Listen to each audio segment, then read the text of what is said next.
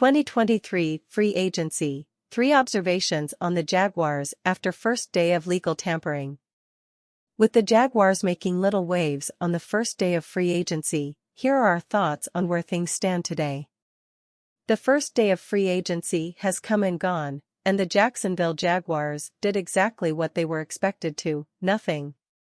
Jacksonville has stated for months now that they were going to take a different approach to free agency this offseason after spending the last 2 offseasons. In fact, the Jaguars laid their plans out for this offseason in the days following their 2022 spending spree.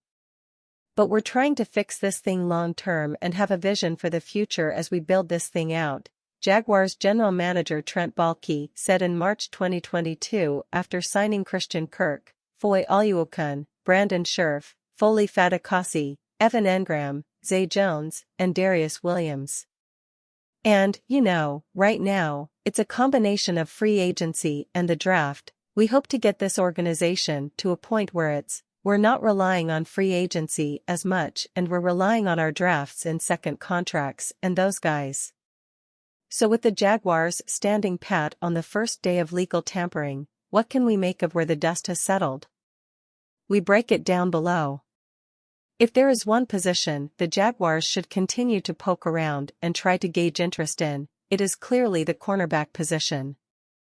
The state of the Jaguars' cornerback room has them with 2 quality starters and then a number of improving young players or veteran journeymen.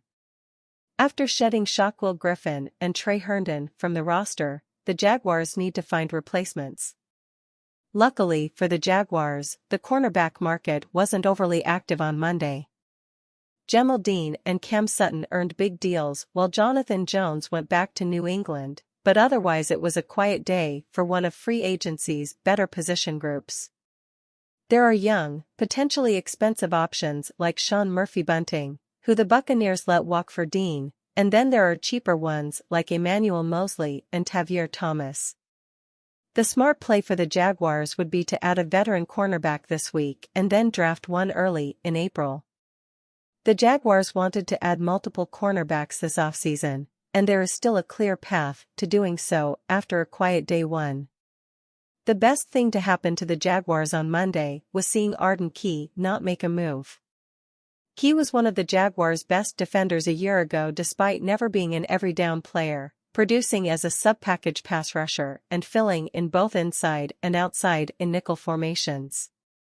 Key has always been expected to draw a strong market, but other interior pass rushers like DeMarcus Walker, Draymond Jones, and Zach Allen all flew off the board on Monday, erasing potential landing spots for Key. Key is still expected to draw interest from other teams, but sources close to the situation indicate the Jaguars do not think they are out on Key. If Key's best offer is somewhat close to the money the Jaguars have offered him, there should be optimism that he stays in Jacksonville. The longer he is a free agent, the better for the Jaguars. The most likely scenario of him leaving was him obtaining a massive deal on the first day of free agency, and this didn't happen on Monday. It is obviously not ideal for the Jaguars to lose a young, durable, talented right tackle after he was fresh off a career season, but the Jaguars shouldn't view the Jawaan Taylor deal with the Chiefs as a crippling loss. The Jaguars made attempts to retain Taylor, attempts that didn't come close to the deal he signed with the Chiefs, because they valued him as a talent and person. But the Jaguars have a ready-made replacement in Walker Little, 2 top 60 picks to potentially replace Taylor, and now can at least point to Taylor's big money deal and say, hey, we tried. As for Chris Manhertz, it was never the expectation for him to return to Jacksonville. According to sources close to the situation, the Jaguars did not make any serious attempts to retain Manhertz, instead opting to let him walk because they believe they can get more from the position. Manhertz is a solid blocker, but the Jaguars need a tight end who can offer value as both a blocker and receiver, not just a one-dimensional player like Manhertz.